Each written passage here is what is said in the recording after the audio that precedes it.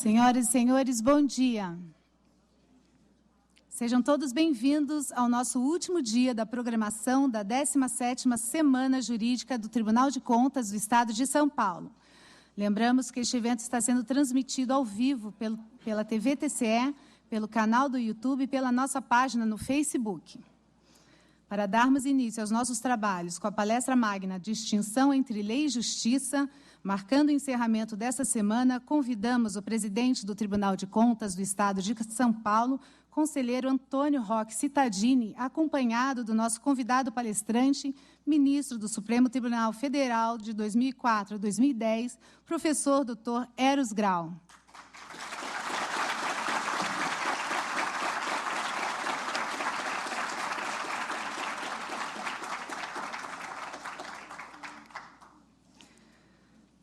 Compondo a mesa também o presidente do Tribunal Regional Eleitoral, o desembargador Carlos Eduardo Calduro Padim.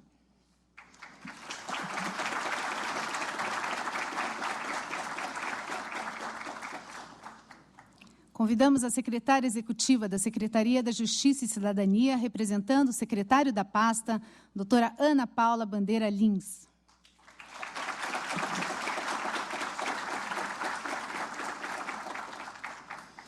Convidamos a conselheira corregedora Cristiana de Castro Moraes.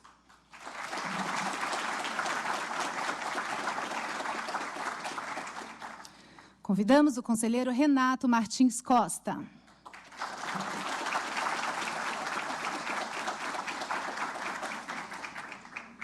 Convidamos o procurador-geral do Ministério Público de Contas, Tiago Pinheiro Lima.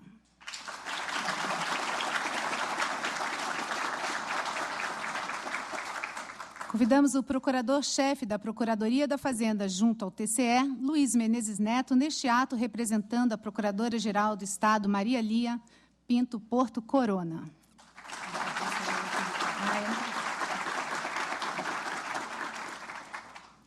Convidamos também o secretário-diretor-geral, Sérgio Siqueira Rossi.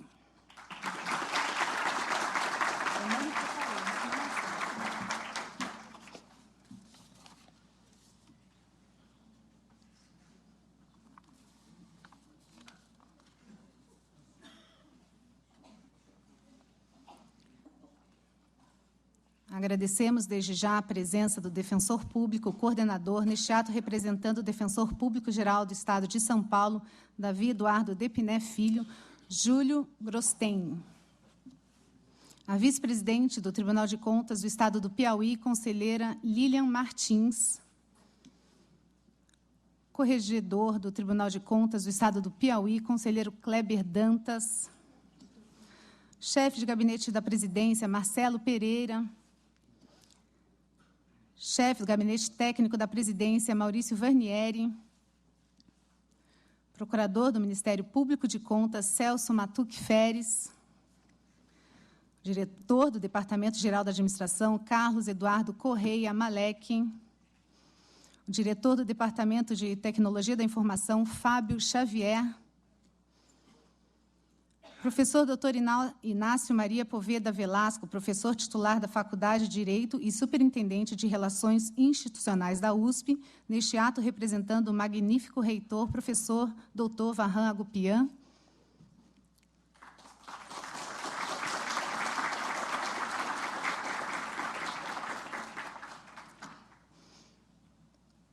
Bem-vindo à mesa também, doutor. Registramos a presença da procuradora da Unicamp, Lívia Ribeiro de Pádua Duarte, representando o magnífico reitor da Unicamp, professor Dr. Marcelo Nobel. O diretor de Logística da Polícia Militar, o coronel Sidney Mendes. O assessor do Executivo, Caio de Almeida, representando o secretário de Desenvolvimento Regional, Marcos Vignoli. O diretor do Departamento de Supervisão da Fiscalização, Alexandre Teixeira Carsola.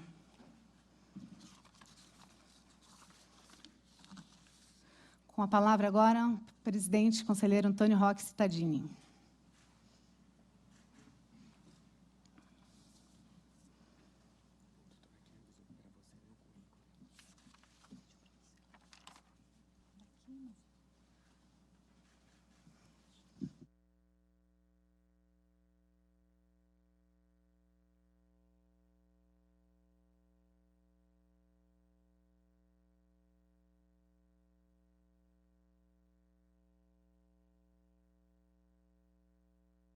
Bom dia.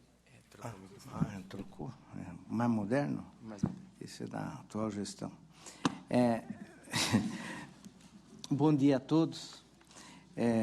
Presentes, inicialmente desejo cumprimentar o doutor Eros Grau, nosso ministro, e dizer da nossa satisfação em tê-lo aqui, para encerrar essa semana jurídica. Aliás, não poderia ter melhor encerramento do que tê-lo falando nesta oportunidade. Quero cumprimentar os conselheiros presentes, conselheiro Renato, conselheira Cristiana, o doutor desembargador Carlos Calduro Padim, presidente do Tribunal Regional Eleitoral, e os demais presentes à mesa, que eu estou aqui meio confuso nas fichas. Pediram que eu fizesse uma abertura, algumas palavras ao nosso palestrante de hoje, ministro Eros Grau.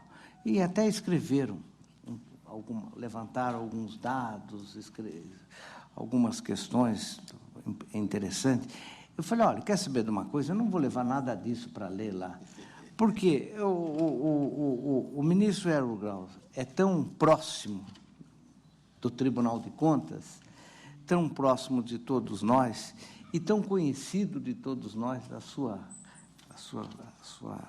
competência, a sua formação, o professor que foi, o advogado que foi e o ministro que foi.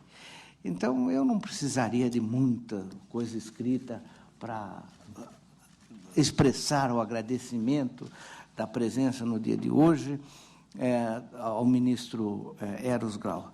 Como eu disse, essa é a 17ª semana jurídica que o Tribunal de Contas realiza, todo ano é realizado neste período, no período do 11 de agosto, da semana jurídica que trata. O objetivo dessa semana, ministro, é conhecido, atualizar as discussões, as questões novas que aparecem no país, e nós sabemos que hoje em dia aparecem questões novas quase toda semana. Nós precisaríamos fazer uma semana dessa por mês para nos atualizarmos, tantos foram as mudanças e tantos são as interpretações que aparecem. Mas não dá para fazer uma por mês, fazemos uma por ano.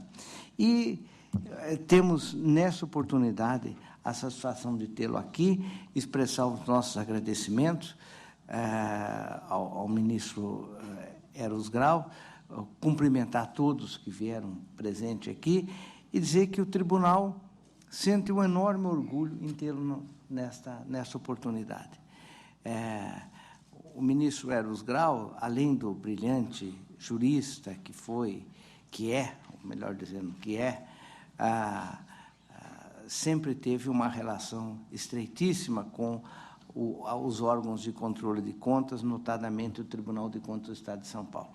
Então, eu, de início, singelamente expresso os meus agradecimentos pela sua presença aqui no dia de hoje. Perguntaram-me, quando estavam fazendo a programação, o que nós vamos sugerir ao ministro Eros Grau para o encerramento. Eu falei, nós não vamos sugerir nada. Ele que escolhe o que ele quiser. E o que ele quiser escolher será muito bem recebido, muito bem acolhido, porque nós conhecemos o ministro. Então, nem isso nós fizemos. Deixamos o ministro, eu não sei se, pelo menos eu não fiz, se algum dos contatos indicou alguma coisa, eu já me desresponsabilizo dessa questão. Mas é isso, ministro Grau. Antigo conhecido nosso, agradeço e passo a palavra para a sua manifestação.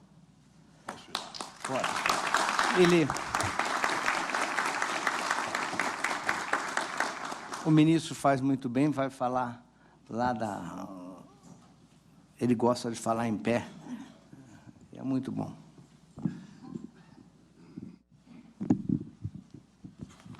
Obrigado. Bom dia.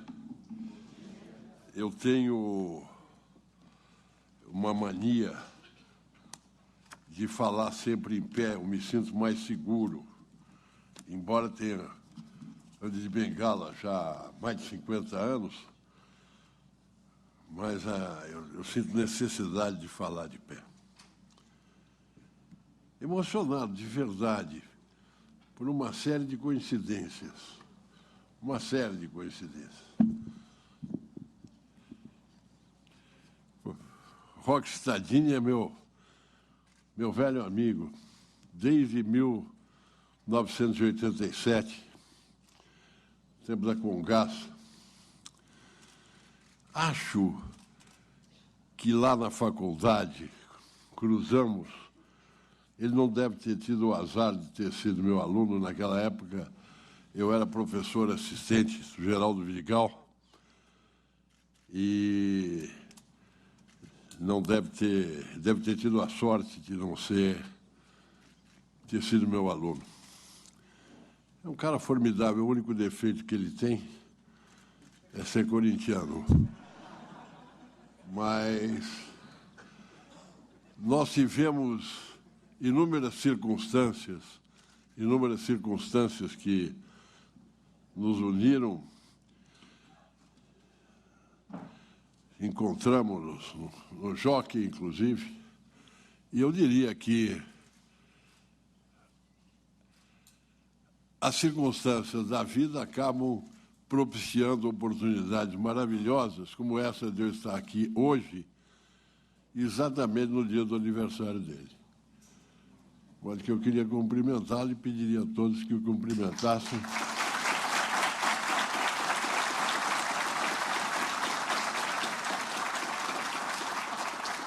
Efusivamente. Eu não posso deixar de fazer referência a pelo menos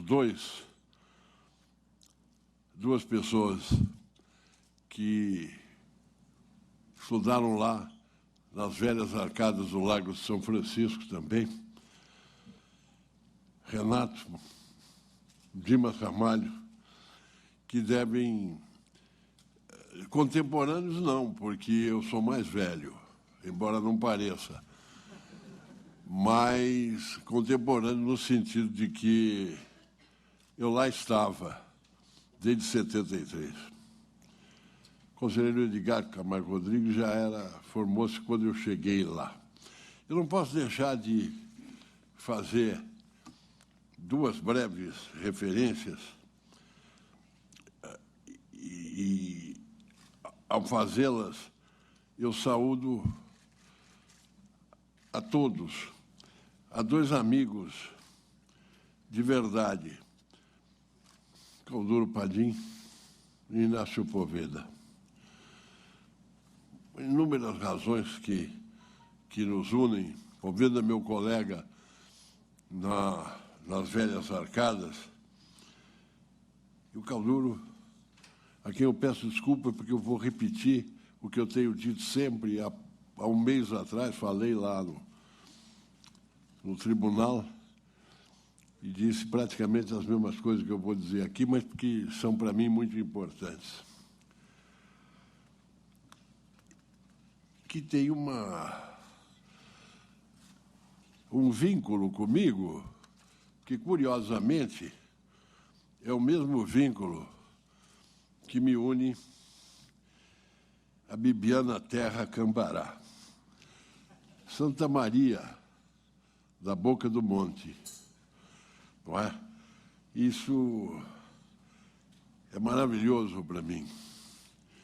Eu tive várias coincidências, eu começo a pensar que coisa terrível. Estamos aqui, a altura, a Bibiana, um grande amigo meu, fraterno e irmão, também é de Santa Maria, nasceu na mesma rua, na Avenida Ipiranga, no mesmo lado da rua, na mesma quadra, que é o Jubim. De modo que eu me sinto extremamente feliz e tentaria resumir tudo. Eu gostaria de me dirigir a todos, mas em termos de afetividade, as velhas arcadas, Poveda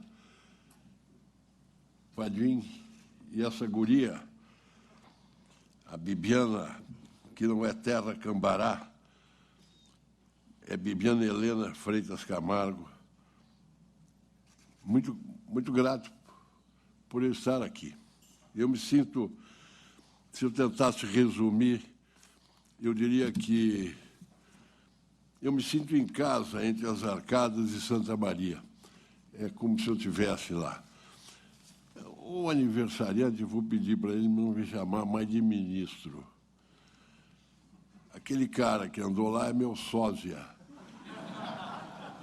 Eu não tenho nada com aquilo que está acontecendo. Nada. Estou fora.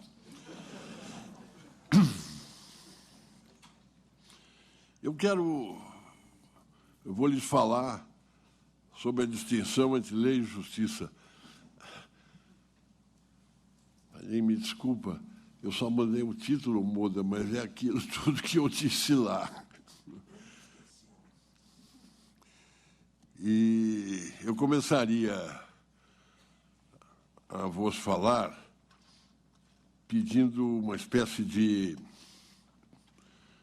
perdão, desculpa, se eu faço uma crítica ao comportamento do Poder Judiciário, agora falando do Poder Judiciário como um todo. Eu, quando cheguei ao STF, esperava-se que eu excedesse a Constituição e as leis. Uma história aí de que eu era esquerdista, aliás, era. Não, sou. Mas eu jamais atuei indo para além das leis. Quer dizer, talvez tenha sido o mais positivista dos colegas lá no tribunal. Eu lutei pela democracia a partir da convicção de que ela supõe plena harmonia entre o legislativo, executivo e judiciário. E legalidade e separação dos poderes consubstanciam, nos tempos de hoje, inarredáveis pressupostos do Estado de Direito. Então, estou previamente perdoado por ser um positivista no sentido de afirmar a lei, ou tentar afirmar a lei. Eu diria que talvez o tema que me acompanha o tempo todo, e eu faço variações em torno dele, está na afirmação em que existe uma profunda distinção entre aplicar as leis, a lex, e fazer justiça, jus, lex e jus. Eu diria que hoje, aqui, agora, no nosso tempo, uma e outra não se superpõem. Quer dizer, o legal e o justo, direito e justiça, são coisas totalmente distintas. Por quê? Porque o direito é um instrumento, Alex, é um instrumento de organização, harmonização, dominação social. Está a serviço dos mais fortes. E a justiça, jus, ela não existe aqui, só existe no paraíso. Para que serve o direito? Para que serve a lex? Para assegurar ordem, segurança e paz. Existe uma frase atribuída a Cristo que é maravilhosa, quando ele diz: a César o que é de César, a Deus o que é de Deus. Essa cisão torna-se definitiva, óbvia, evidente, no surgimento do que nós chamamos de direito moderno. Quer dizer, o direito posto pelo Estado é expressão do que o Creonte, no tempo da Paideia, em um determinado diálogo, teria dito à irmã: eu prefiro a ordem à justiça. Está lá atrás, na Grécia. Na esfera em que nós estamos, meus amigos, nós somos capazes, única e exclusivamente, de fazer e praticar a lex. E eu volto a repetir. Só lá em cima a jus.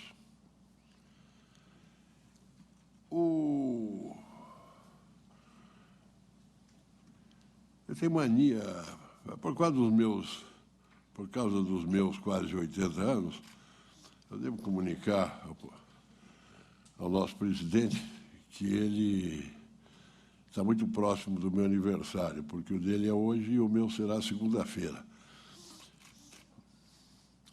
Eu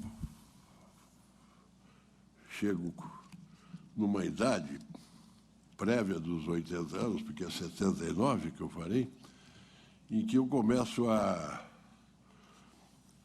compreender bem que tudo que nós dizemos hoje já foi dito antes e que o resumo de tudo talvez se possa pôr numa frase do profeta Isaías, que ele diz que, está lá na Bíblia, no Velho Testamento, que quando alcançarmos a restauração final, uma vez mais virá sobre nós o Espírito do Alto. Então o deserto se converterá em pomar, e o pomar será como uma floresta. Na terra agora deserta, dizia ele, habitará o direito e a justiça no pomar. Me perdoem, eu vou ser muito repetitivo, mas é fundamental tentar deixar bem claro que eu não estou inventando nada. Eu estou repetindo o que vem sendo dito desde o Velho Testamento. E diz quando eu chego a um momento desse, eu tenho mania de usar certas velhas expressões. Agora eu diria, diz o camarada Isaías que a paz será a obra da justiça. E o fruto da justiça será a tranquilidade para sempre. E a lei estará lá embaixo. Eu diria que o meu ponto de partida aparece em uma segunda distinção, que me parece fundamental, que é o fato ignorado, não vou dizer desconhecido, mas ignorado de propósito, hoje em dia, de que quem faz as leis é o legislativo e os juízes as aplicam apenas. Eles não fazem leis. Se eu tivesse liberdade absoluta, até sugeriria que alguém anotasse essa minha afirmação e levasse aí para alguns membros do Poder Judiciário. Eles têm que aplicar o Poder Judiciário às leis feitas pelo Legislativo. Há um alemão, Bernd Ritters, que diz uma coisa formidável. Parece que ele está descrevendo... Parece não, ele está descrevendo a realidade de hoje. Ele diz num trecho, praticamente entre aspas, que o Estado de Direito fundado na divisão de poderes transformou-se em um Richterstaat, quer dizer, num Estado de juízes. E pergunta, pode um Estado, pode uma democracia existir sem que os juízes sejam servos da lei? A independência judicial é vinculada à obediência dos juízes à lei. Eles só são independentes na medida em que eles se vinculem ao que está dito na lei. Essa é a parte introdutória da minha conversa, que será talvez muito longa, mas eu vou tentar dourá-la, e começaria dourando, lembrando uma canção de Roberto Carlos, e fazendo uma espécie de glosa sobre ela, dizendo que hoje em dia, sem saber o que é direito, juízes sem preconceito fazem suas próprias leis. Por favor, riam.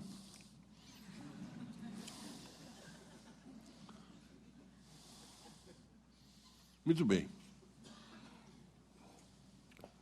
Eu vou começar pela lei e mais adiante vou chegar à justiça. Vou tentar chegar à justiça. Acho que é fundamental, isso é óbvio, mas parece que é ignorado pelos juízes, advogados, promotores, tudo mais, uma distinção fundamental, e isso talvez ajude a nós, nos ajude a compreendermos tudo, uma distinção fundamental entre texto e norma jurídica. O que eu diria a dimensão legislativa e a dimensão normativa do direito. Porque o texto e a norma não se identificam. Quem faz as leis é o legislativo, mas quem produz as normas é o Poder Judiciário.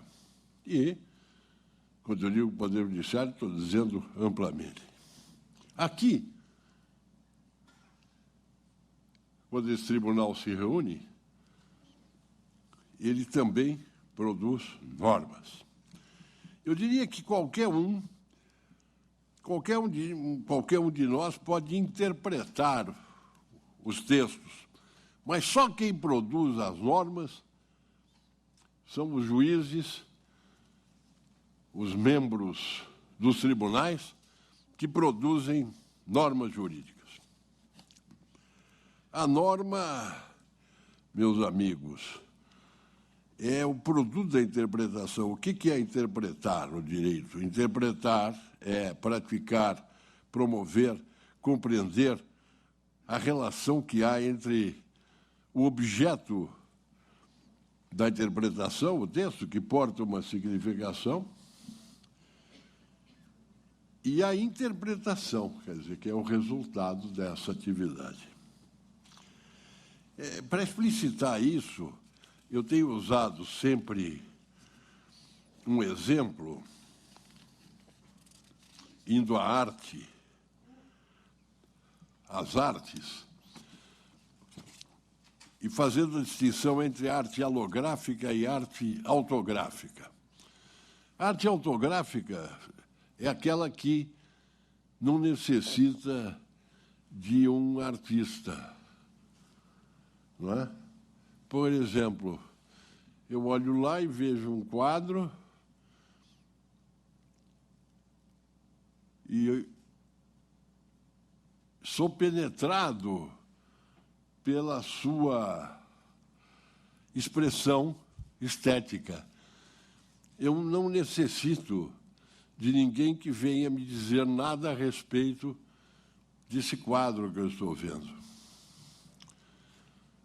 Quer dizer, eu não preciso de um intérprete entre o quadro e a minha compreensão.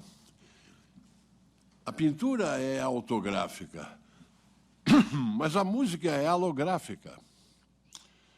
Eu preciso que venha um sujeito que toque música e que transforme essa pauta musical, não é, em norma. Não, desculpe, não é isso que eu estou falando. Que transforme em música. Quer dizer, o intérprete... Tem alguém querendo falar comigo, pô. Que coisa horrorosa. O intérprete, ele transforma o texto em norma, assim como o músico pega aquela pauta musical, eu não compreendo nada. Eu olho aquilo, eu não sou músico, não sei, só vou compreender, só vou fruir da música depois que o intérprete transformar a pauta musical em música. Quer dizer, no direito é exatamente a mesma coisa. O direito é alográfico, no sentido, o texto é alográfico, ele não se completa, o sentido dele não se completa na ação do legislador, do poder legislativo. É necessário que venha um intérprete e transforme aquele texto em norma. Lógico que não é qualquer intérprete pode fazer isso, mas a norma efetivamente só existe como tal quando aquele que toma decisões,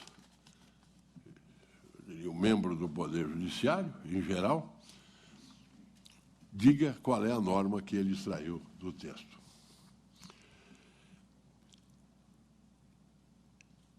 Um passo adiante, eu diria que há uma outra peculiaridade, a mim parece, que é a seguinte, é que os juízes interpretam não por diletantismo, por buscar satisfação, porque a interpretação jurídica ela é voltada à obtenção de uma decisão para determinados problemas. Por que eu exerço o poder que eu tenho, que é de transformar texto em norma? É a existência de um dever que me vincula, enquanto juiz, estou falando genericamente, de decidir um determinado caso. Se fosse para tentar resumir, eu diria que há uma distinção, e é isso que eu quero afirmar, entre interpretação e aplicação do direito. Quer dizer, o intérprete autêntico, que é o juiz, ele discerne o sentido do texto em razão, a partir, em virtude de um determinado caso. Isso significa que a interpretação que ele desenvolve servirá para tornar concreta a lei em cada caso. Quer dizer, o que é a interpretação? A interpretação é um meio de expressão dos conteúdos normativos que estão dentro dos textos normativos. É algo mais ou menos, eu tenho usado esse exemplo, Padre, me perdoa, eu vou repetir o mesmo exemplo que eu usei lá. Acho que todos vocês, embora tenha muita gente jovem aí, mas os menos jovens vão lembrar disso, um negócio que era muito bacana na minha juventude, o bombom sonho de valsa, não é? A gente abria aquele papel vermelho, dentro havia um papel prateado, como existe até hoje, e nós desvencilhávamos o bombom do seu invólucro. É isso que o intérprete faz, ele desvencilha a norma de dentro do seu invólucro. O seu invólucro é o texto. E aí também fica claro que, para não ficar preso a esse exemplo, eu devo compreender que a interpretação é uma atividade que se presta a transformar disposições em normas, que a norma existe, ou melhor, pré-existe parcialmente dentro do texto. E agora eu quero fazer uma outra afirmação. E essa atividade que era de abrir o bombom sonho de valsa, não é isso. Eu já estou falando nas normas. Essa atividade de transformar o texto em norma não é científica. Ela é prudencial. Isso significa que cada intérprete autêntico, cada juiz, pode tirar de lá uma norma com essa ou aquela, sem exceder, naturalmente. Mas elas não são, as normas que se trazem não são exatas. O exemplo de que eu me valho sempre é o seguinte: imaginem que nós chamamos 3 escultores, botamos 3 blocos de mármore aqui e dizemos: olha, vocês não vão ser artistas aqui, pelo amor de Deus. Vocês vão atuar não como artista, vocês vão cumprir uma determinada função. Vocês vão desbastar esse bloco de mármore e retirar lá de dentro a Vênus de Milo, que está em cada um desses blocos. Lógico que cada um deles tem só aquela peculiaridade por causa da sua formação, por N circunstâncias, e eles vão extrair de lá 3 Vênus de Milo. Quem passar de lá, a Vênus de Milo. Lógico que uma delas tem o nariz mais arrebitado, a outra ficou com o braço mais longo, mas são 3 Vênus de Milo. Se eu transportar esse meu raciocínio, tirar dos escultores e levar para os intérpretes do direito, eu vou compreender bem que o mesmo texto, de fato, ele tem lá dentro diferentes normas, mas não que elas sejam a Vitória de Samotrácio e não a Vênus de Milo. Lógico que é a Vênus de Milo, lógico que a norma é aquela, mas com pequenas peculiaridades que podem ser praticadas. É uma coisa curiosa, eu também me valho sempre de um exemplo. Entrei com habeas corpus, caiu no juiz da primeira vara, que pena. Se caísse no da segunda vara, ia ser mais fácil para obter o habeas corpus. Ainda que um e outro procedam no quadro da normatividade, ainda que eles atuem corretamente. Quer dizer, pode ser que, partindo do mesmo texto, nós alcançamos distintas normas,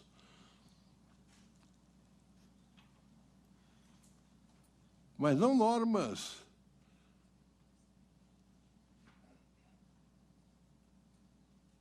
em geral, e sim a norma de decisão. Esse é um outro ponto. Vou fazer uma cara inteligente, pode ficar tranquilo.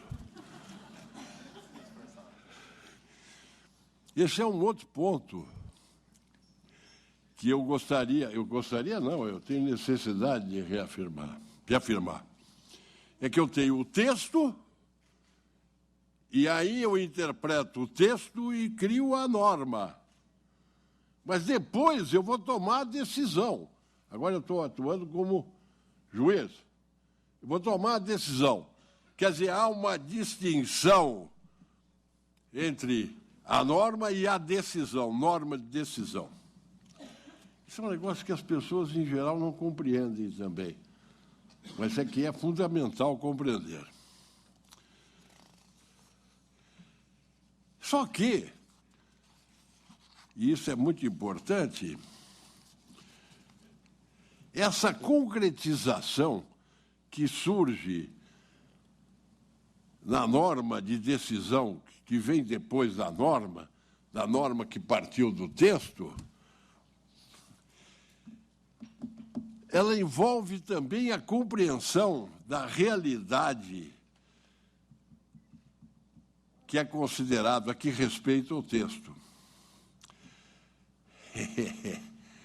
Isso é fundamental compreendermos. Então, a norma, ela é o resultante do texto e da realidade. O texto normativo é uma fração da norma. Isso significa, meus irmãos, meus caros, que a realidade de hoje, aqui e agora, a realidade do mundo da vida, ela compõe o ordenamento jurídico. E o ordenamento jurídico é conformado pela realidade.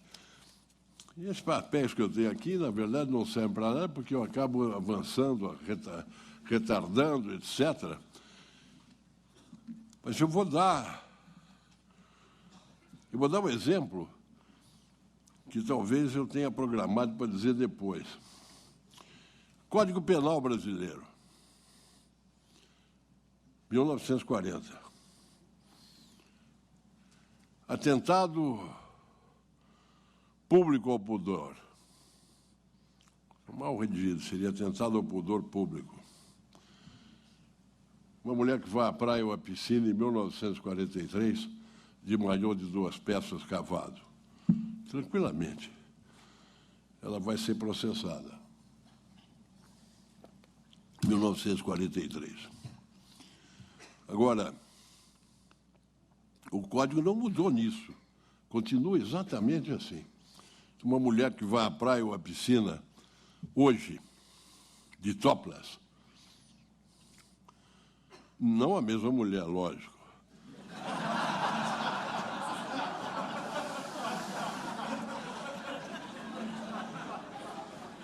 Ela não será importunada. Vocês percebem, o texto é o mesmo, mas a norma que se extrai do texto, ela é outra, porque ela é conformada pela realidade. Acho que está bem claro isso que eu pretendo dizer. Depois eu queria dizer mais alguma coisa no seguinte sentido. No sentido de que aquele que toma decisões, o juiz, ele não pode, ele não está exercendo um poder, ele está praticando um dever. Ele não pode fazer o que ele quer fazer. Ele está vinculado pelo dever de fazer o que a lei manda. Não o que os outros esperam que ele faça, não o que ele gostaria de fazer. E isso é uma virtude. Saber o que se deve fazer é uma virtude no sentido aristotélico, não é? Na Ética Nicômano, o velho Aristóteles diz coisas maravilhosas. Ele diz que o homem prudente é aquele capaz aspas quase, aquele capaz de deliberar corretamente sobre o que é bom e conveniente, não sob um aspecto particular, porém de um modo geral. Aí diz o velho Aristóteles, a prudência é uma virtude.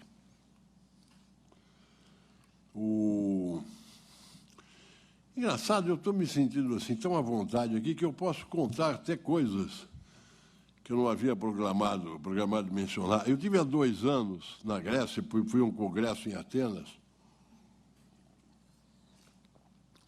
e fui uns 2 dias antes para poder passear, e fui com minha mulher passear lá no ginásio do Aristóteles. Tive uma grande dificuldade, porque nós ficamos a tarde inteira lá, e na hora de sair, que íamos sair, o velho Aristóteles me pegou no braço e dizia, Eros, você é Eros, fique aqui. Então, eu estou falando, a fantasia é total, mas realmente, ali é como se eu tivesse compreendido mais, é isso mesmo, a prudência é uma virtude. O quê? É uma capacidade, uma disposição acompanhada de razão, capaz de agir na esfera disso, é Aristóteles que eu estou, capaz de agir na esfera do que é bom ou mal para um ser humano. Quer dizer, capaz de agir na esfera dos bens humanos.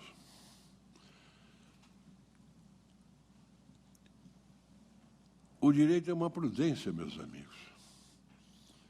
É isso que nós precisamos compreender também.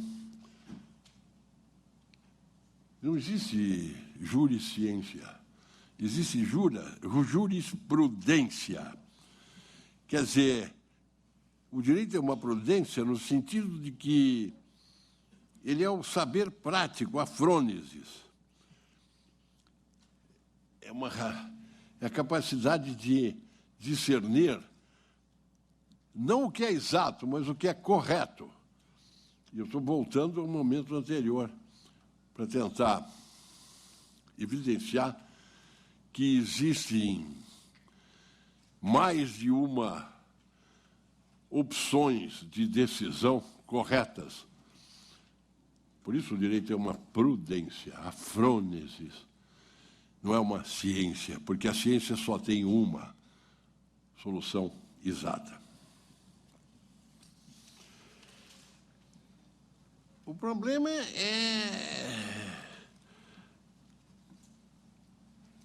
que nós vemos diariamente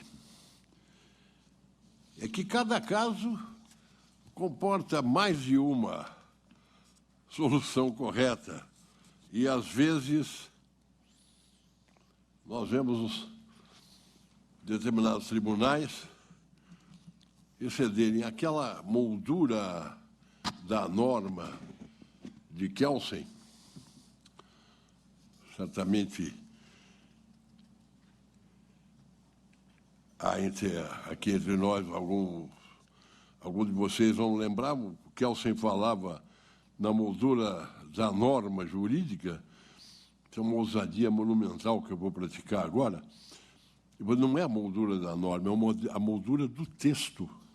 Dentro daquela moldura do texto, eu tenho a possibilidade de extrair desse texto, conformado com a realidade e o momento da aplicação, mais de uma norma.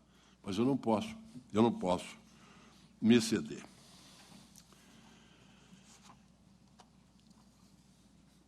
Aí, eu não estou aborrecendo, não posso continuar assim? Aí,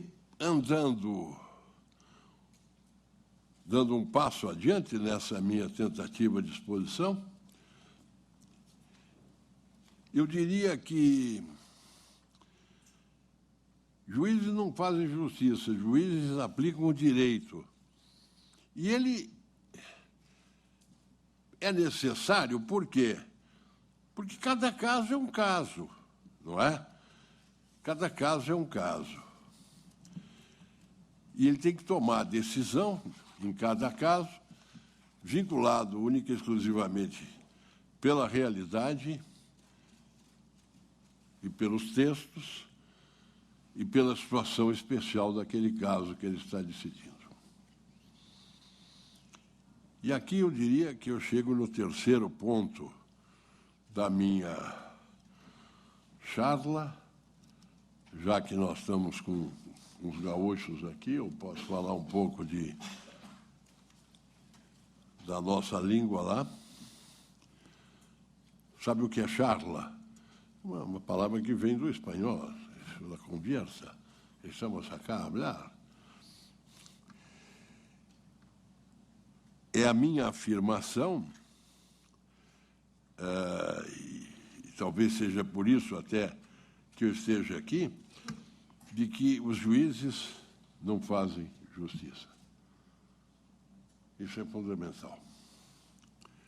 Porque o direito moderno é a afirmação da objetividade da lei.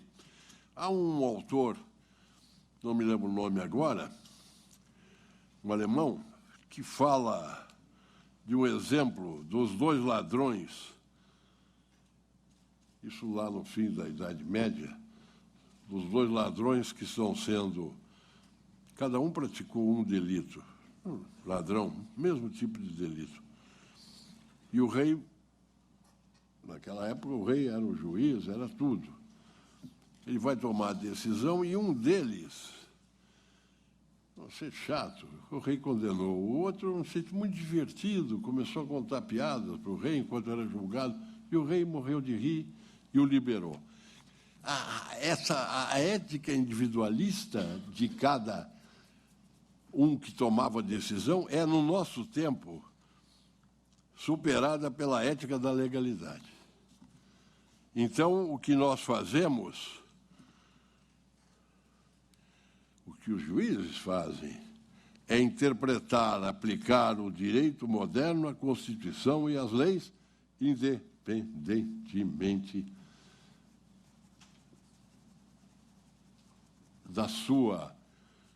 dos seus desígnios pessoais. Eu tenho uma história muito engraçada. Eu fui juiz e trabalhei num tribunal que tinha uma quantidade imensa de casos. Então, eu diria 97%, 98% era preparada nos gabinetes, e alguns casos mais complicados, complexos, comprometedores, não para quem tomava a decisão, mas o... E tinha um habeas corpus que chegou lá no Supremo e não sei que eu, pessoalmente, gostaria que fosse para o inferno, mas eu dei o habeas corpus porque ele tinha razão. E falei com um.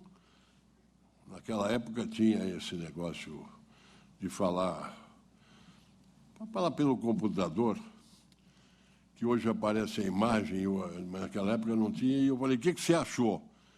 E diz ele, esse meu assessor, beleza, pena que tenha sido para esse impetrante. Habeas corpus é impetrante? É. E eu respondi para ele, pena que você nunca vai conseguir ser juiz. Porque eu, na verdade, gostaria que mandar aquele sujeito para o inferno. Não vou dizer o nome dele, porque eu ainda continuo achando que ele devia ir para o inferno. Mas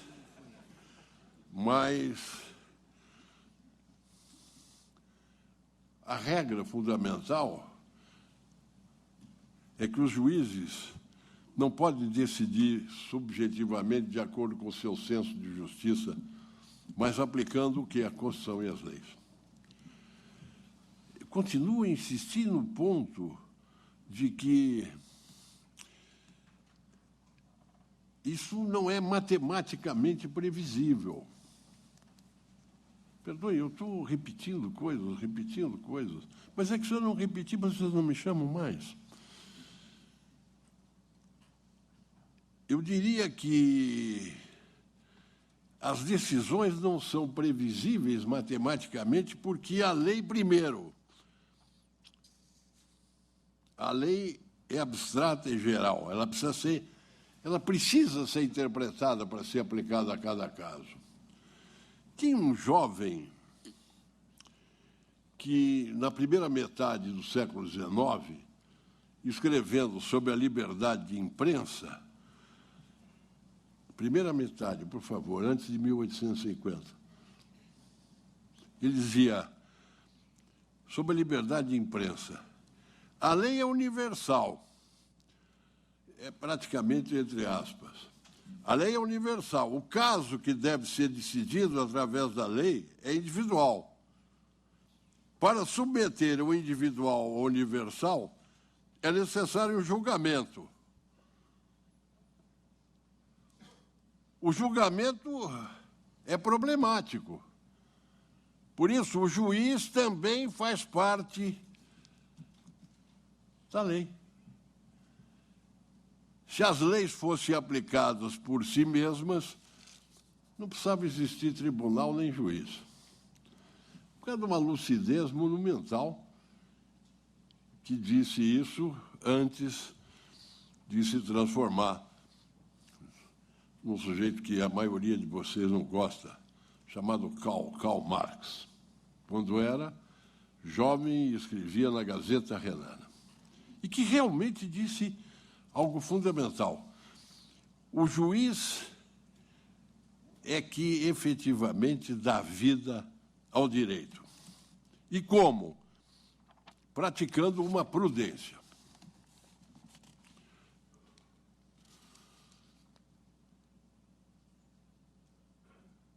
É por conta disso tudo, meus amigos, que eu tenho medo da Lex e dos juízes, especialmente dos juízes dos nossos tribunais, hein?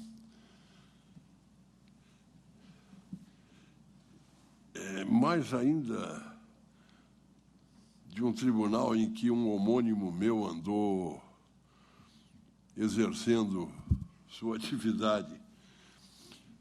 Um tribunal que substitui o controle da constitucionalidade pelo controle da proporcionalidade ou da razoabilidade das leis, porque não entenderam até agora ainda que existe uma distinção entre o momento em que se transforma o texto em norma e o momento em que a norma conduz a uma decisão.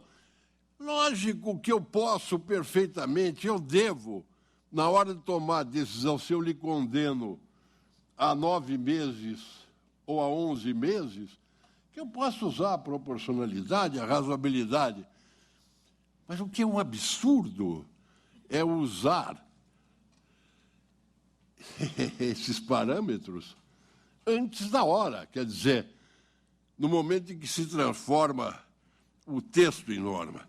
Olha, essa transgressão, ela é praticada de modo reiterado. Eu diria que, enquanto a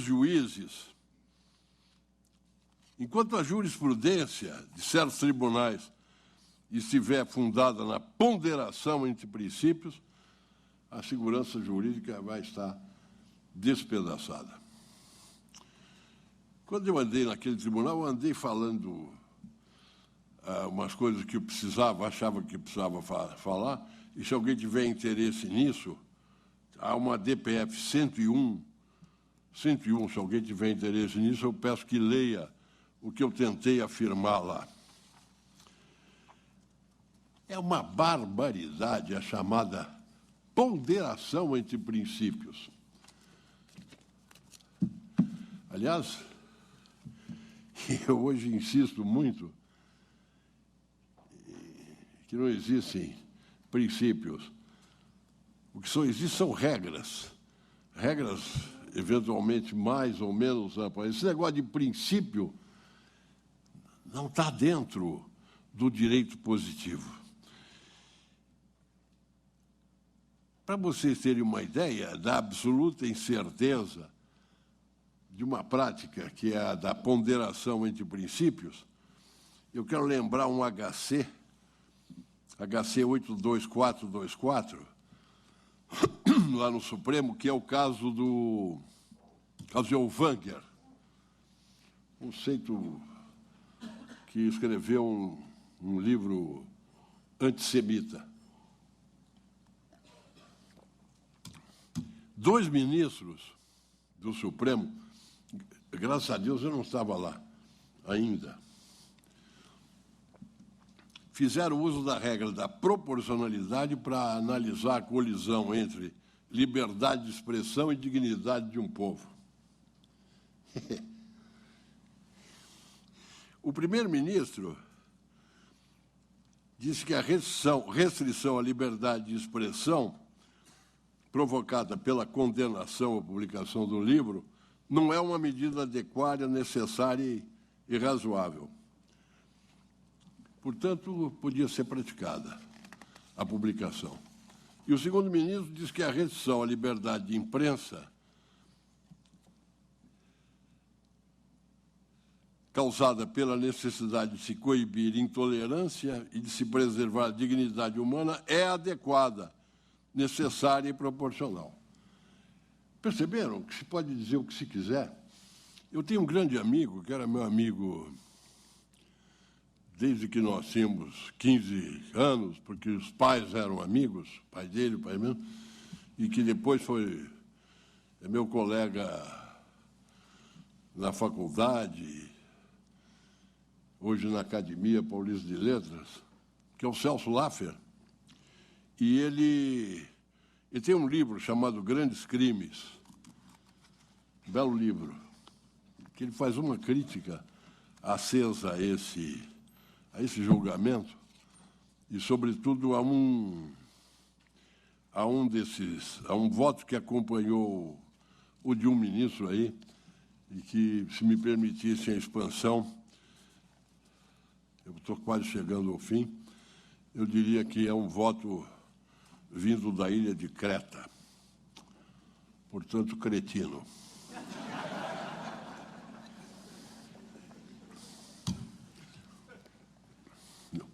Eu não vi uma risada do meu amigo aniversariante, Roque. Meus amigos, eu estou muito feliz por estar aqui, mas eu vivo uma terrível contradição.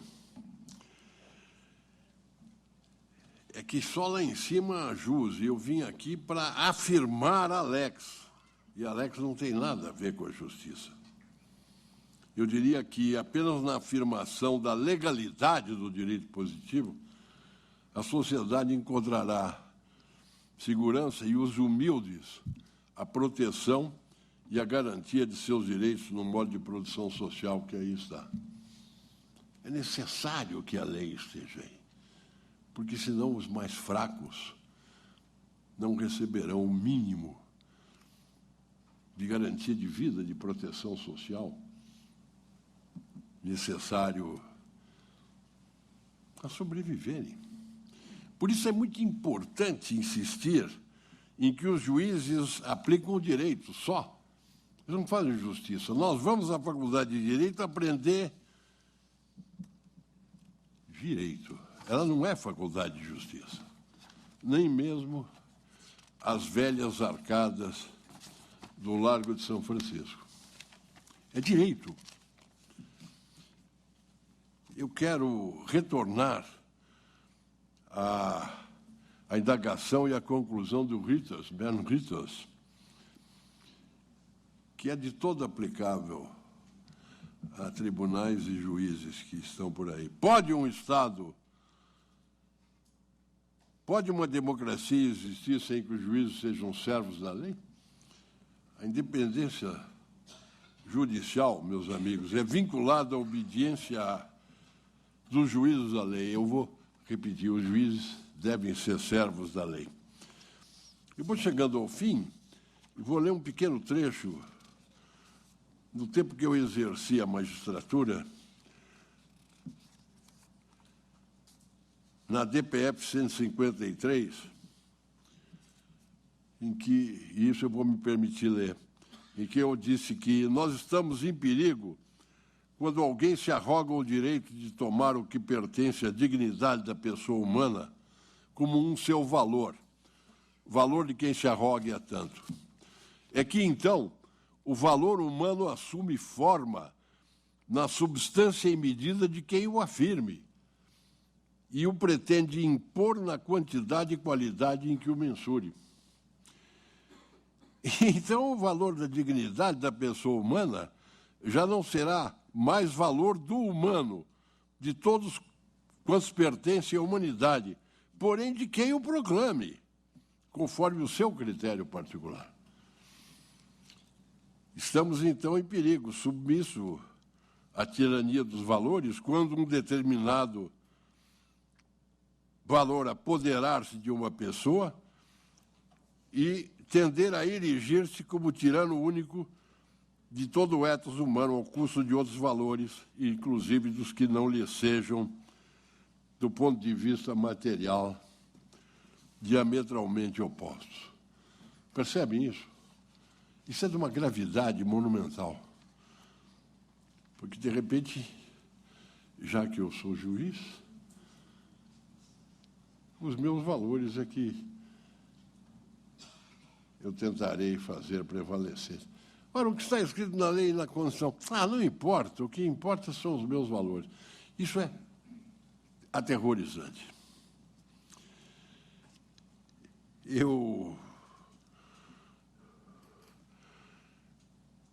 Há uma afirmação de Kelsen, João Kelsen, Hans Kelsen. Curiosamente, quando eu era jovem, eu andei escrevendo coisas, ainda quando entrei como professor na faculdade, e eu não tinha compreendido o Kelsen. Porque só a maturidade nos traz a capacidade de compreender. Só a maturidade nos traz essa capacidade. E hoje eu fiz críticas, escrevi umas coisas. Fico, às vezes, tentando, me dá vontade assim, de dizer assim, se você achar isso que eu escrevi, arruma para mim que eu quero rasgar.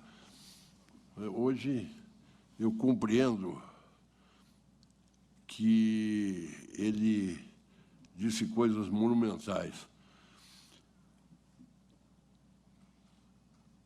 Inclusive, no fim da vida, ele diz, a justiça é um ideal irracional. A justiça absoluta, aspas, só pode emanar de uma autoridade transcendente, só pode emanar de Deus. Temos de nos contentar na terra com alguma justiça simplesmente relativa, que pode ser vislumbrada em cada ordem jurídica e na situação de paz, por ela mais ou menos assegurada. Por isso, meus amigos, eu quero terminar abusando da vossa paciência, reinsistindo em que a justiça é lá em cima. Eu diria, lá no céu, tem um gaúcho como nós,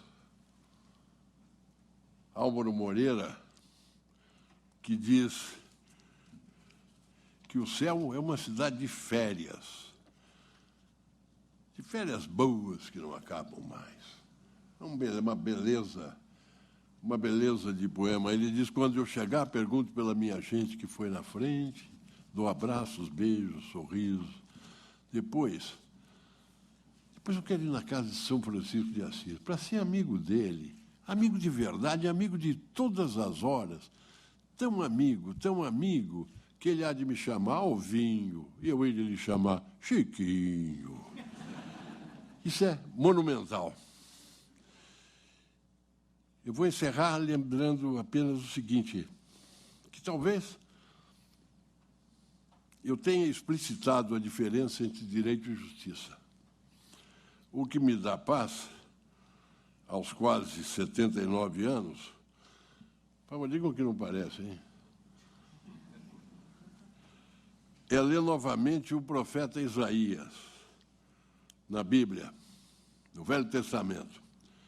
Aspas, o direito habitará no deserto e a justiça morará no vergel. Eu já li isso antes, mas vou repetir.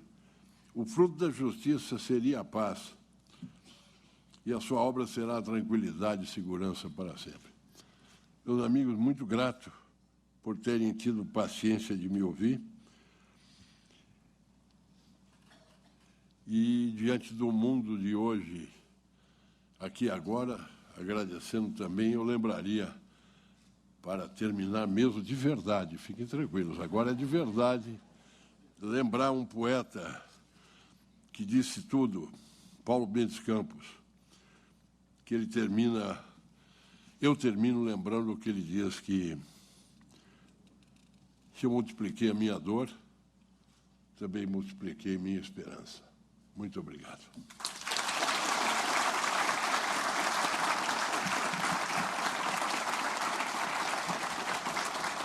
Tá bom? Hein?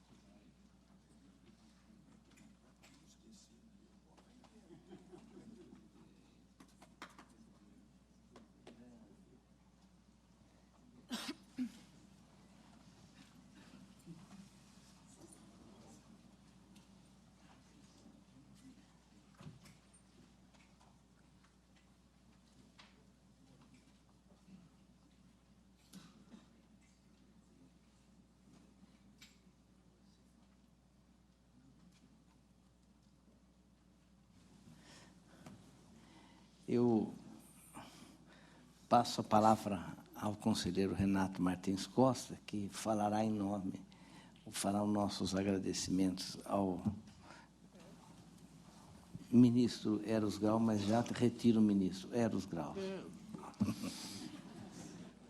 Senhor presidente, é uma honra imensa que Vossa Excelência me concede de fazer a saudação e os agradecimentos ao professor Eros Roberto Grau pela sua presença e pela palestra de hoje de manhã. É significativo, especialmente nesta quadra histórica que vivemos, que a palestra de encerramento da nossa Semana Jurídica tenha sido uma palestra de valorização do pensamento, de valorização da filosofia como contexto geral da aplicação do direito, da valorização do abstrato, porque é do abstrato que nós recolhemos todos os subsídios para a aplicação do concreto. De palavras que nos fazem refletir, que nos fazem pensar, que podem não dar aplicação concreta e se transformar em pontes, viadutos, em agricultura, tudo isso é importante. Mas nós não podemos jamais dispensar de valorizar o pensamento, de valorizar as abstrações, porque são elas que dão suporte à formação dessas superestruturas que possibilitam uma busca, porque reafirmamos hoje e aprendemos definitivamente que a justiça vai ser sempre relativa.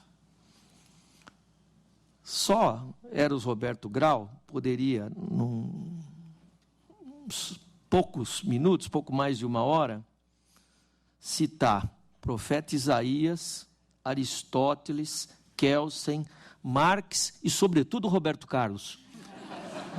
Né? E colocar isso num contexto de tanta profundidade e que nos será efetivamente importante para pensarmos todos. Não sei, professor, se é do seu gosto a expressão operadores do direito, né? Ela abrange todos aqueles que atuam na área judiciária em sentido amplo, nos incluímos nela aqui. Mas os mesmos raciocínios, os mesmos fundamentos, a mesma formatação que o senhor sugeriu e indicou como necessária para o juiz, eu penso que ela igualmente é necessária para o advogado na formulação dos seus pedidos, para o Ministério Público na expressão da sua posição, porque todos aqueles que atuam na macrotarefa de interpretação da lei, segundo as suas conveniências às partes, e segundo o seu entendimento e compreensão, o juiz tem que passar pelo mesmo processo para chegar às suas conclusões. E o senhor, que atuou como ministro do Supremo Tribunal Federal e deixou seu nome inscrito em páginas imorredoras naquela corte, há de concordar que talvez a busca do ideal de justiça ela tenha uma possibilidade de se aproximar do caminho dentro da colegialidade das cortes. Porque as individualidades, elas trazem consigo todos os problemas e todas as virtudes que o senhor colocou na sua exposição. Mas a colegialidade pode fazer com que esses vetores distintos convirjam para uma resultante que, eventualmente, pode representar o que há de mais próximo de justiça. Então, com essas palavras, eu expresso a honra, a satisfação, a alegria, o privilégio que o Tribunal de Contas do Estado de São Paulo tem em recebê-lo, que toda essa magnífica plateia aqui presente hoje teve de ouvi-lo. Saiba, professor Eros, que a modernidade, né, nos permite que esse auditório seja multiplicado por 10, porque todos estão tendo acesso ao vivo a tudo aquilo que está sendo dito aqui pela internet, no site do nosso tribunal, e certamente saímos todos enriquecidos para o fim de semana que se avizinha, com a nossa mente ainda sob os influxos de todo aquilo que foi dito, e isso nos tornará, sem dúvida, melhores amanhã. Muito obrigado.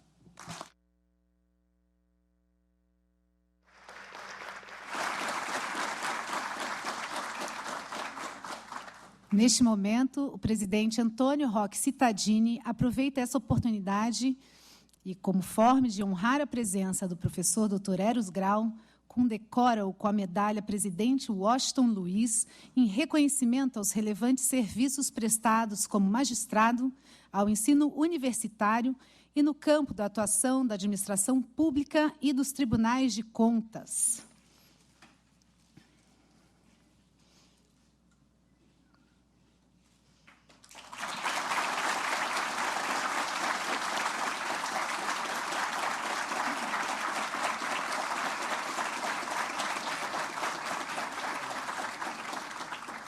Recebe também uma placa pela brilhante participação nessa 17ª Semana Jurídica do Tribunal de Contas do Estado de São Paulo.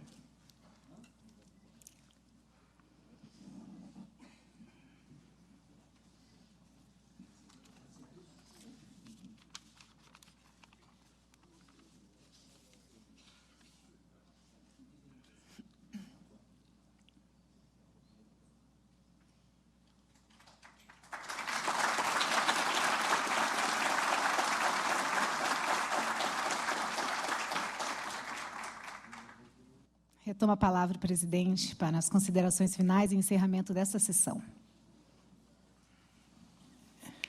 Bom, eu queria, nesse momento final, expressar mais uma vez os nossos agradecimentos ao professor Eros Grau, cumprimentar a todos por essa semana, a nossa mesa aqui, todos os presentes, os que nos estão vendo pela internet, e agradecer a todos que, com isso, está encerrado a nossa Semana Jurídica de 2019. Muito obrigado a todos.